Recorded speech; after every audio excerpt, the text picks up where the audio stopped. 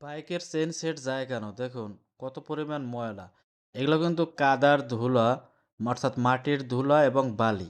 বালিতে মেটাল কি করে? বালিতে এবং মেটালের উপরে ঘষা খাইলে মেটাল কেটে যায়। যার কারণে চেইন খাইয়ে যায়। দাঁত বড় হয়ে যায়। এ এটা পরিষ্কার করতে হলে আপনার কি করবেন? দেখুন কিভাবে আমি পরিষ্কার করি, লং টাইম সার্ভিস দিবে। এই যে পুলের গোড়ায় অনেক এই ধরনের ময়লা, বালি যুক্ত, তেলযুক্ত জমা হয়ে থাকে। এই বালিগুলোতে প্রচণ্ড কাঁটা কাটে। এত্ত পরিমাণ কাটবে যা আপনার খুব তাড়াতাড়ি সেট চেঞ্জ করতে হইব।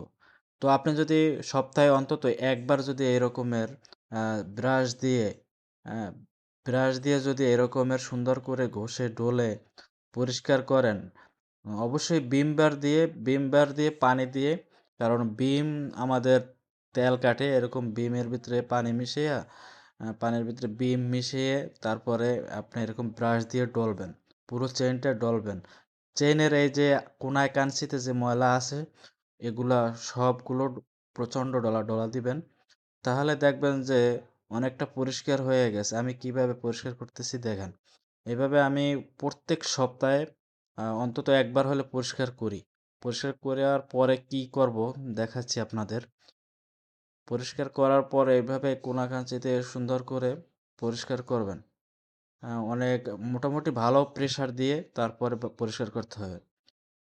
এভাবে যদি আমরা পরিষ্কার না করি, চেইন সেট বারবার চেঞ্জ করা লাগবে। কারণ একটা চেইন সেট যদি আপনার ৳৩,০০০, ৳৩,৫০০ বা ৳২৬০০ যেটাই বলি না কেন, সেটা যদি একটু লং টাইম ইউজ না করা যায়, তাহলে কস্টিং কিন্তু বাইরে যাবে। তো এজন্য এইভাবে পরিষ্কার করে তারপর শুকনা কাপড় দিয়া তারপর এভাবে মুছবেন। মুছ মুছার পরে অনেকটা যখন শুকায়ে যাবে, হ্যাঁ? অনেকটা শুকায়ে গেলে তারপর আমরা অরিজিনাল মোবিল দেব, নতুন মোবিল। অবশ্যই পুরাতন মোবিল দিব না। এভাবে মোবিল ছাড়বো। এই জায়গায় পুলের উপরে মোবিল ছাইড়া দেব। এই পুলের আশেপাশে অনেক সময় এমন ময়লা হয় যে পুরা পুলটাই ব্লক হয়ে যায়। যার কারণে এই ময়লার ভিতরে বালি থাকে, এই বালিগুলোতে মেটাল কাটে। কারণ আমরা জানি যে লোহার মাঝখানে বালি দিয়ে যদি ঘষা দেওয়া হয় তাহলে কি হয়? আ ধার হয়। ধার হইলে কাটে।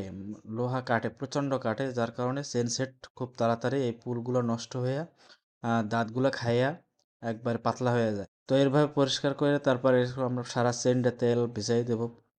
একটু শুকনা কাপড় দিয়া মুছার পরে তারপরে আপনার মোবিল দেব। অবশ্যই মোবিল যেন নূতন হয়। পুরান মোবিলে কোনো লাভ নাই। কারণ পুরান মোবিল হইলো একবারে তরল, কোনো ধারণ ক্ষমতা কম।